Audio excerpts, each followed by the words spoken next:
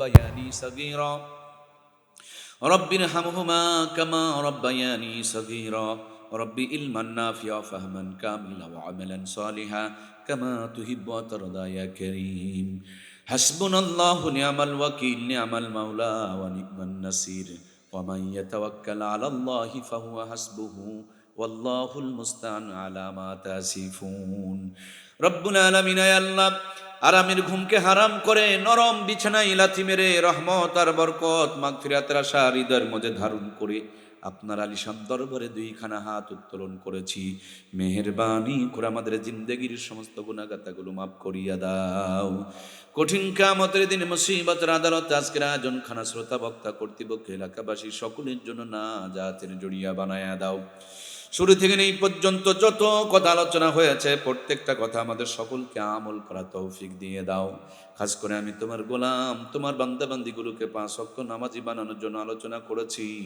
আল্লাহ আমাকে সহ আমাদের সকলকে 5 ওয়াক্ত খাঁটি নামাজি বানিয়ে দাও।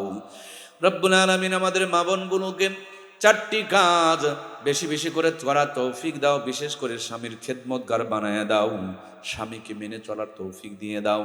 এই কারণেই বেশিরভাগ মায়েরা জাহান্নামে যাবে। আল্লাহ দয়া করে এলাকার প্রত্যেকটা মা বোনকে স্বামী ভক্ত হওয়ার তৌফিক দিয়ে দাও। রব্বুল আলামিন আমাদের মুরব্বী বাবাদের কবুল করো, যুবক বন্ধুদেরকে ইমাম হাসান আর হুসাইনের জান্নাতি কাফেলার সৈনিক বানায়া দাও। কলিজাটা ভরে গিয়েছিল, প্রায় 50-এর কাছাকাছি গাড়ি গিয়া আমাদের ভাইয়েরা আমাদেরকে সুন্দর করে রিসিভ করে নিয়ে এসেছেন। আল্লাহ তোমার যে যুবক বান্দারা কোরআনের জন্য এই সুন্দর আনন্দ করে, তোমার হাবিব বলেছেন একে অপরকে যদি আল্লাহর জন্য ভালোবাসে তুমি তাদেরকে আরো সাজিমের নিচে ছায়া দান করবে। তোমার কাছে প্রার্থনা জানাই একজন আলেম হিসেবে যারা এই সম্মান আর ভালোবাসা দেখিয়েছে তুমিও তাদের সম্মান আর ভালোবাসা দিয়া তোমার কুদরতি কোলের মধ্যে তাদেরকে উঠায় নাও। তাদের জীবনগুলোকে বরকতময় করে দাও আল্লাহ। আয় আল্লাহ আমার ভাইয়েরা যারা বড় কষ্ট করে অনেকে ঢাকা থেকে এই মাহফিলকে পাড়ি দেওয়ার জন্য এসেছেন, কাজকর্ম ফেলে দিয়া মানুষের দ্বারে দ্বারে ঘুরে আয়োজনটাকে সফল করেছেন, আল্লাহ মেহেরবানি করে প্রত্যেকের জন্য মাহফিলটাকে তুমি নাজাতের জড়িয়া বানায়া দাও। আগামী দিনে বড় থেকে বড় আরো সুন্দর আয়োজন করা তৌফিক দিয়ে দাও। আমাদের সম্মানিত সভাপতি ডান পাশে বসা সম্মানিত হাফেজ সাহেব মহোদয় সহ মসজিদের ইমাম মুয়াজ্জিম খতিব, স্টেজে বসা দেশ বরণ্য বিখ্যাত বিখ্যাত বড় বড় ইসলামিক স্কলার, বড় বড় রাজনীতিবিদ যারা হাত তুলেছেন আল্লাহ সকলকে তুমি কবুল করে নাও।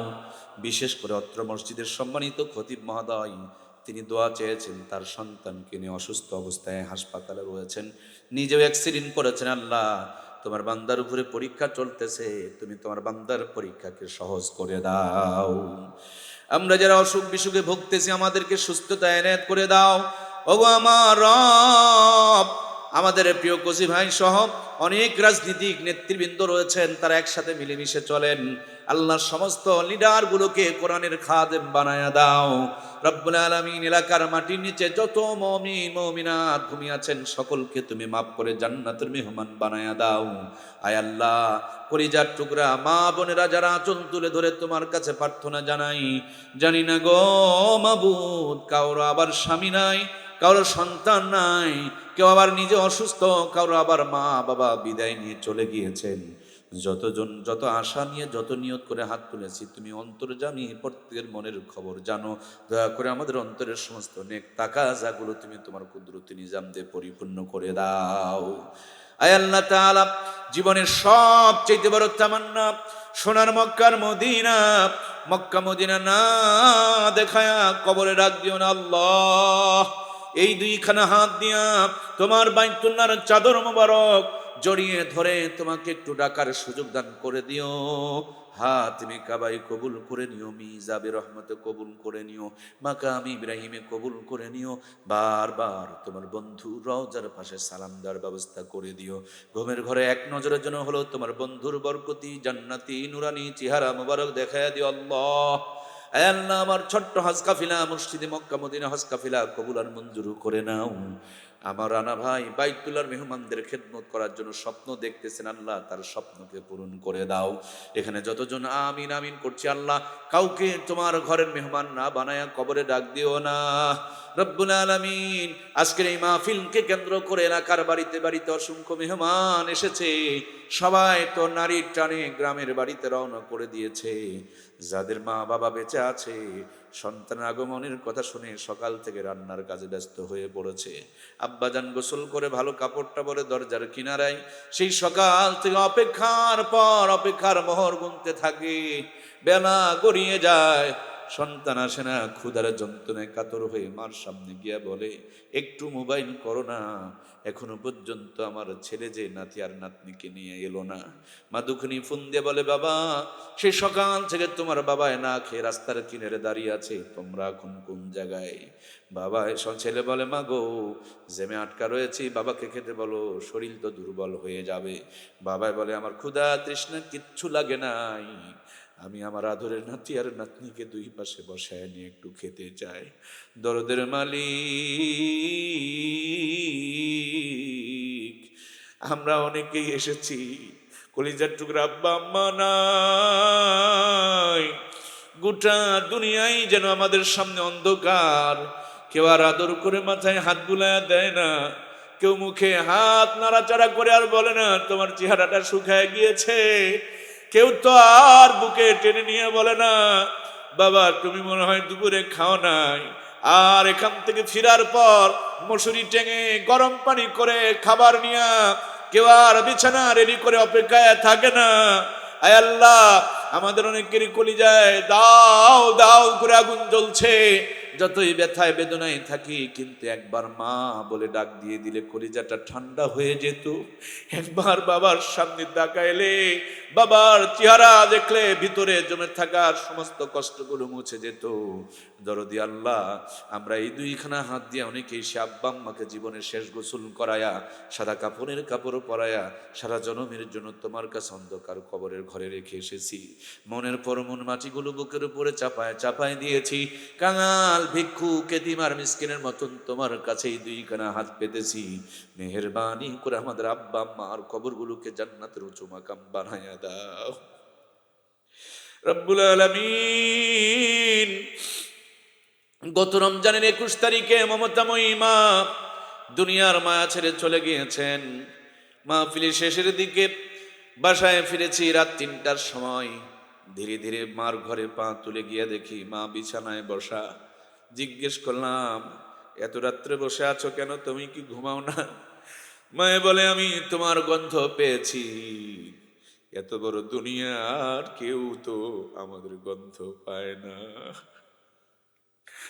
আল্লাহ, আমাদের যাদের মা বাবা বেঁচে আছে গো, দয়া করে আমাদের আব্বা আম্মাদের হায়াতকে বাড়ায়া দাও।